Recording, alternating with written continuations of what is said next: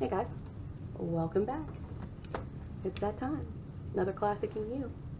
Well, before I go any further though, huge thank you to King Phantom. It was such a treat and a pleasure to get inside your world and see you do what you do. Huge fanboy here, so I thank you so very much. And well, we're going to switch gears for the next couple installments of King You. Go away from the how-tos and ways to improve and bring in the outside world. Because even though we might think we exist in a bubble, a lot of those topics and matters that are happening outside of our little bubble are really happening inside the bubble as well. There are things that have been discussed numerous times within our community, and I feel that they need to have some light shed upon them with King You. One of those such topics is the trans community. I know there's been several discussions, several stories told, things of that nature, and I wanted to share something like that here on King You for you to watch.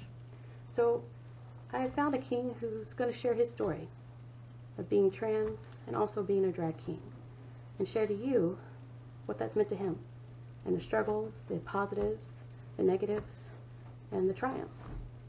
So without further ado, he shares my home state with me, all the way from Tennessee. I give you Mr. Jordan Allen.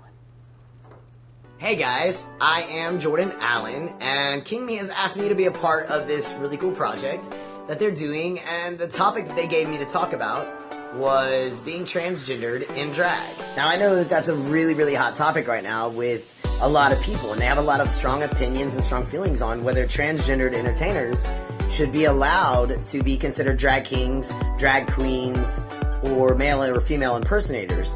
I get it, you know, there's a lot of controversy and there's a lot of opinions, and there's a lot of really great opinions about why I shouldn't be a drag king anymore.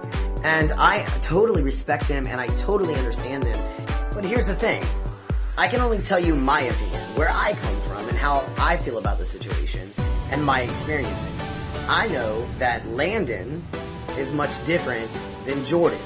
As myself, I mean, I don't have makeup all over my face. I don't have the same kind of facial hair all the time. I don't dress the same, for sure. I mean, if I went out as Landon looking like this, people might look at me a little bit crazy. I understand how some people may look at me and say, well, you're not the definition of an illusion anymore. You know, my license says male, I have my own facial hair, I don't, you know, I've had surgeries and things like that. And so I understand that maybe I'm not most people's definition of illusion. So even though I do understand where people are coming from, it's not the same. So I've been in the drag community for 15 years, and I've been lucky to hold amazing titles such as Mr. USA, MI 2011, and, you know, some really great state, regional, and other titles. But for 5 of those 15 years, I've been transitioned. 10 out of those, I have not. So for me to tell me that I can't continue to do something I love and something I've put my heart, my passion, my life, my time, my heart and soul into because I decided to transition and be my true self, well, that's an unfair punishment in my opinion. Although I do understand, you know, you say, well, it's not fair to go into a pageant against a trans man versus me not being trans. And I get that. I totally do. The only thing is that there are a lot of pageants and a lot of competitions that accept it and a lot of competitions and pageants that don't. So my advice would be to look at those guidelines, and if they do accept it and you don't feel good about it, then you can make the decision not to compete for that system because you don't believe in their core values. And by all means, if you're going to hold a title like that, you want to believe in the core values of the title and the system that you're holding. And even though I may have my own facial hair and I may, you know, have been on hormones for 5 years or whatever it may be and had surgeries, it doesn't mean that I don't do drag. It doesn't mean that I don't still put the effort and the time and the money into costuming. It doesn't mean that I don't put the time and the effort into facial hair. Just because I have my own facial hair doesn't mean that I'm not going to do a different look and that I'm not going to push myself to still be doing the art form of drag. I don't feel like the need for Jordan has gone away just because I transitioned.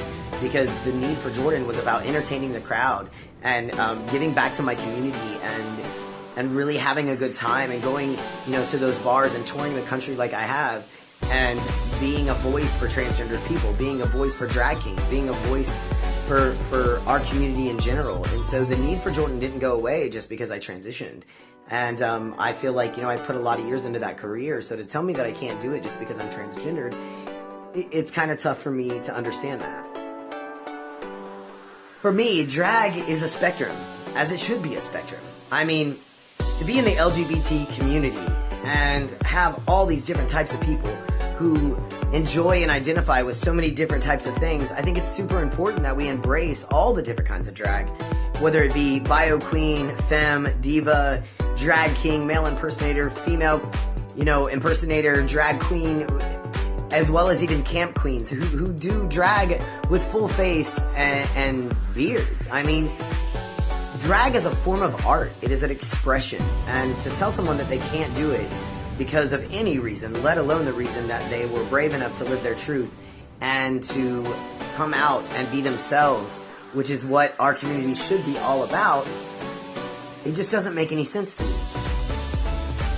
My biggest advice is to just love one another and encompass the art of drag, the art and the expression of it, rather than getting hung up on all these different things when it comes to gender and things like that. I mean, we're all part of the LGBTQ, etc. community, and it shouldn't matter. There are a million different ways to do drag, and to exclude anyone in our community from expressing themselves in the art form that they love, or telling them that they can't be the person in the career that they've built all these years around, it's unfair. So, guys, thanks for listening. Thanks for listening to my opinion and checking out my video on King Me. I appreciate it very, very much, and wish all the best of luck to all competing for King Me this year. And can't wait to see how it turns out.